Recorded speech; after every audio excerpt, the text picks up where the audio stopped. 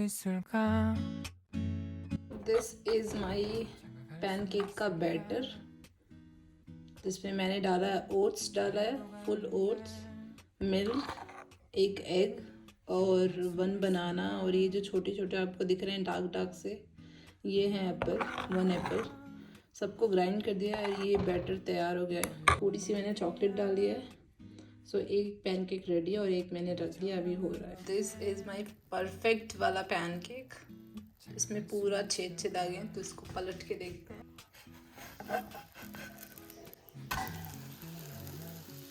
Nice, अंदर लग रहा है वो केक है।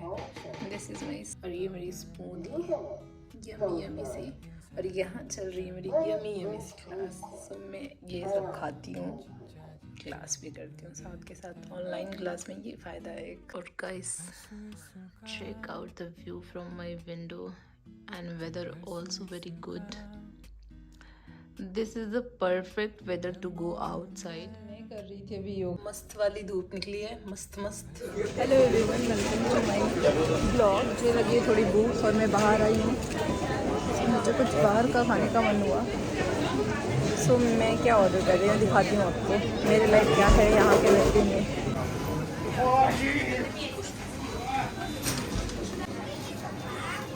This is my order. देखती हूँ कोई अच्छी सी प्लेस, बैठती हूँ फिर।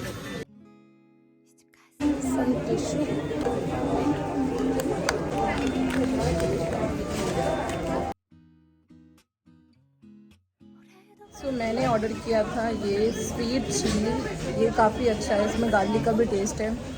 और एज़ यू नो कि मैं वेजिटेरियन हूँ, तो यहाँ पे मेरे लिए कुछ ऑप्शन नहीं होता, इसलिए मैंने फ्राइज़ ऑर्डर किया। दिस क्लीनिंग टाइम, अपना स्टफ खुद ही फेंको।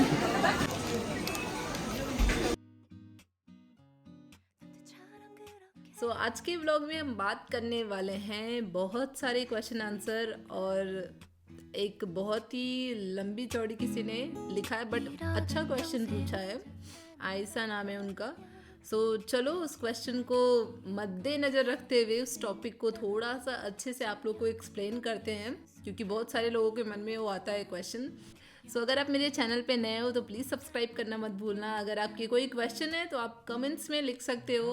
उस क्वेश्चन के आंसर का मैं नेक्स्ट टू नेक्स्ट जब भी होगा तो रिप्लाई कर दूंगी। सो चलो आज बात करते हैं, कुछ क्वेश्चन लेते हैं आज। पहले यूट्यूब का देखते हैं, उसके बाद इंस्टाग्राम का देखेंगे। मैंने यहाँ पे खोल लिया है क्वेश्चन। तो इन्होंने पूछा है रिगार्डिंग टू माई यूनिवर्सिटी। अगर आप मेरे चैनल पे नए हो, अगर आपको नहीं पता है, तो I am a 4th year medical student in Odisha national medical university, जो है ओडिशा में, यूक्रेन ओडिशा में। उससे रिलेटेड इन्होंने क्वेश्चन पूछा है, ओडिशा नेशनल मेडिकल यूनिवर्सिटी। जी हाँ, ब्लैक लिस्ट हुई थी हमारी यूनिवर्सिटी फॉर सम रीज़न। वो उससे हमें कोई प्रॉब्लम नहीं आई थी, बट वो 1 ईयर के लिए हुई थी, क्योंकि हमारे यूनिवर्सिटी में कुछ रेक्टर का प्रॉब्लम चल रहा था। तो इंडिया से एमसीआई वालों ने बोला था कि आप ये प्रॉब्लम सॉल्व कर लो। बट अब आ गई है और बच्चे भी आ गए हैं, 20 या 25 बच्चे कुछ आए हुए हैं इंडिया से हमारे यूनिवर्सिटी में। अब सब कुछ ठीक है।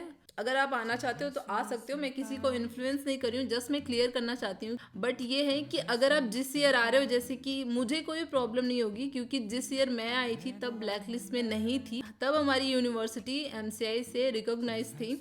जिस ईयर आप आ रहे हो ये देखना मत भूलना कि आपकी जो यूनिवर्सिटी है, जिस यूनिवर्सिटी में आप एडमिशन ले रहे हो, उसका नाम एमसीआई के लिस्ट में है या नहीं है। एसटी की प्रॉब्लम थी, उन्होंने सॉल्व कर लिया अपना। एक क्वेश्चन पूछा है इंस्टामेड स्कूल ने कि कौन कौन से कोर्सेज होते हैं आपके यूनिवर्सिटी में।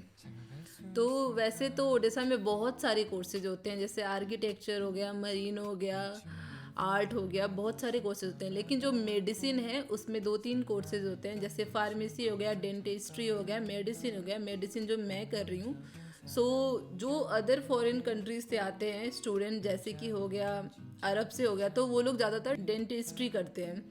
बाकी जो इंडिया से आते हैं तो इंडिया से ज़्यादातर मेडिसिन में ही एडमिशन लेते हैं, क्योंकि हमारे इंडिया में मेडिसिन का ज़्यादा स्कोप है, तो ऑब्वियसली मेडिसिन में ही लेंगे एडमिशन। तो फिर नेक्स्ट क्वेश्चन देखते हैं।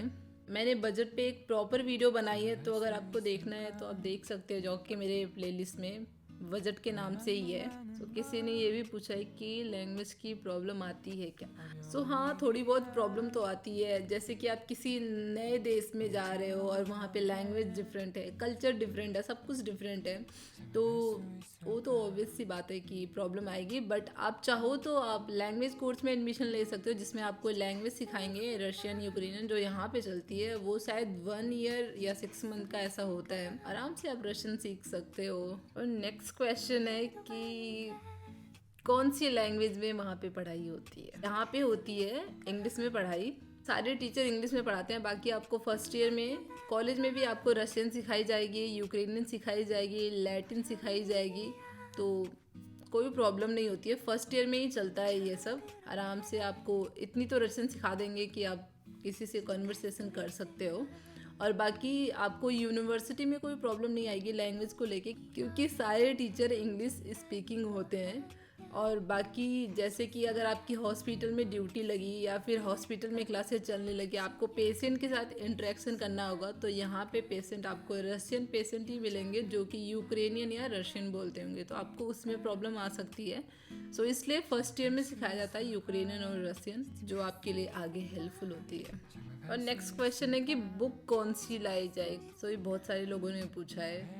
तो आपको एक चीज़ बता दूं, ये डिपेंड करता है कि आप किस टाइप के पढ़ने वाले हो।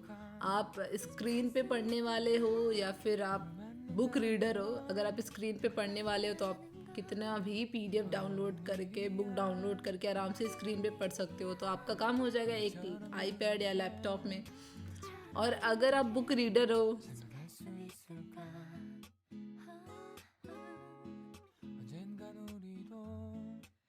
कि एक ग्रुप में कितने बच्चे होते हैं, रूल ऐसा है कि एक ग्रुप में 10 से 15 बच्चे होने चाहिए। तो हमारी यूनिवर्सिटी में होते हैं एक ग्रुप में 20 से 25 बच्चे। और उसको फिर क्या करते हैं, डिवाइड करते हैं। 20 से 25 जो बच्चे होते हैं उनको भी 2 सब ग्रुप में डिवाइड करते हैं। और 10 बच्चों पे एक टीचर होती है, 10 बच्चों पे एक टीचर होती है। नेक्स्ट क्वेश्चन, हॉस्टल बेस्ट है या फ्लैट। मैं तो बोलूँगी कि हॉस्टल भी सही है और फ्लैट भी सही है।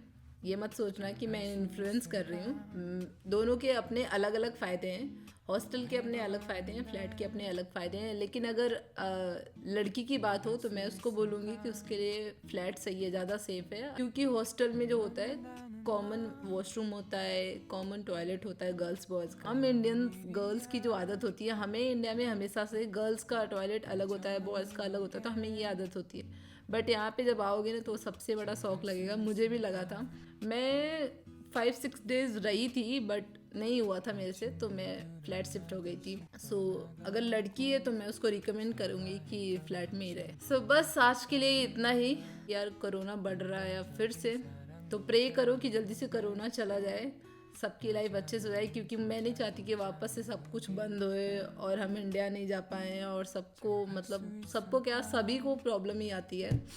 सब प्रे करो और बाकी अपने क्वेश्चन पूछते रहो, ऐसे ही आंसर करते रहेंगे।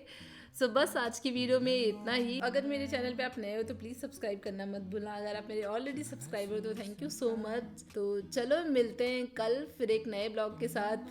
Bye bye, take care, see you tomorrow.